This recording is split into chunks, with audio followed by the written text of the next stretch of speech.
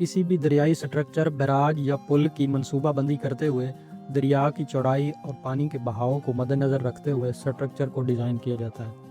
इस सिलसिले में दरिया की गुज़श्ता 50 या 100 साला बहाव का रिकॉर्ड चेक किया जाता है और सबका मैक्सिमम और मिनिमम फ़्लो की बुनियाद पर ही स्ट्रक्चर की किस्म और इसकी लंबाई का तयन किया जाता है।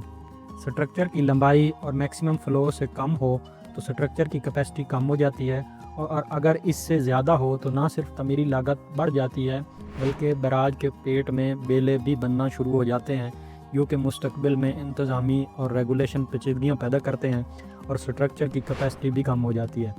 इसलिए स्ट्रक्चर की लंबाई को महदूद रखा जाता है और फ्लड के दौरान इजाफी बहाव को मद्देनज़र रखते हुए ब्रीचिंग सेक्शन मुख्तस किए जाते हैं, जो कि बवक्त इंतहाई ज़रूरत के ब्लास्ट कर दिए जाते हैं और स्ट्रक्चर की कैपेसिटी से इजाफी जो पानी होता है वो ब्रीचिंग सेक्शन से गुजारा जाता है।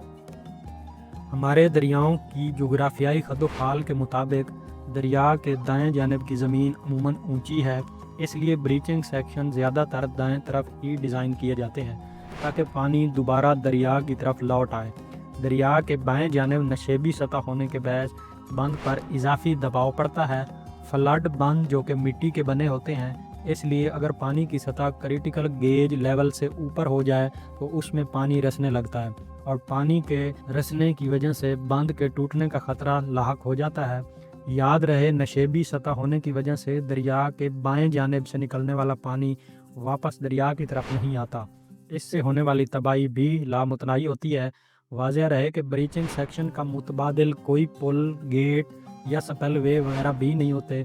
ब्रीचिंग सेक्शन को तबाह करने के 3 बुनियादी पैमाने होते हैं। दरिया में सैलाब, बैराज या पुल की हतमी जो कैपेसिटी होती है इससे ज़्यादा हो जाए और इसमें मज़ीद इजाफे का इम्कान हो।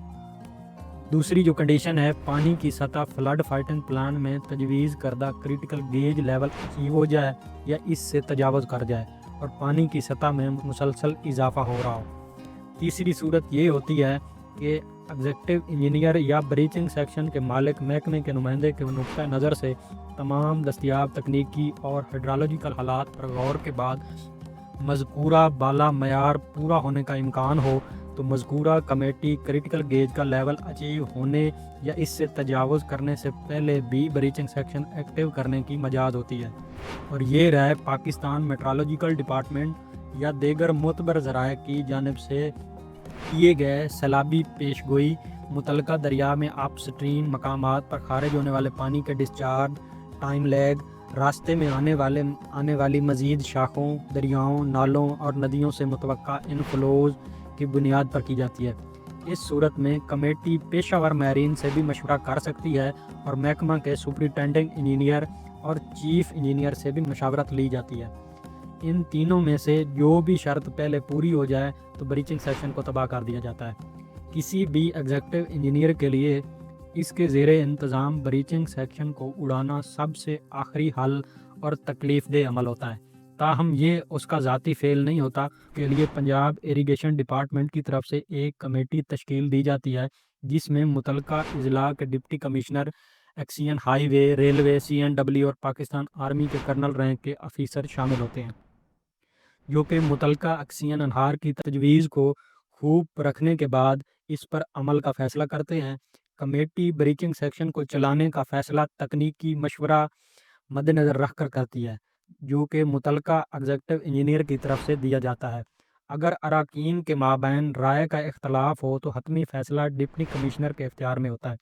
अगर डिप्टी कमिश्नर दस्तयाब ना हों या फ़ैसला लेने के काबिल ना हों या अगर डिप्टी कमिश्नर एक से ज़्यादा का एरिया आता हो फ्लड की ज़द में और उस ज़िले के दरमियान राय का इख्तलाफ हो जिस पर ब्रीचिंग सेक्शन के ऑपरेशन से असरात मुरतब होने का इम्कान हो तो तब ब्रीचिंग सेक्शन को चलाने का फ़ैसला मुतलका कमिश्नर करता है। ब्रीचिंग सेक्शन की तबाही मुकम्मल तौर पर इंतहाई शदीद ज़रूरत पर इंतज़ामी फ़ैसला होता है, जो कि किसी भी किस्म के सियासी व समाजी तल्लुक़ की बुनियाद पर नहीं होता। इस तरह की मालूमात और भी आप चाहते हैं तो हमें ज़रूर लाइक एंड फॉलो करें। शुक्रिया।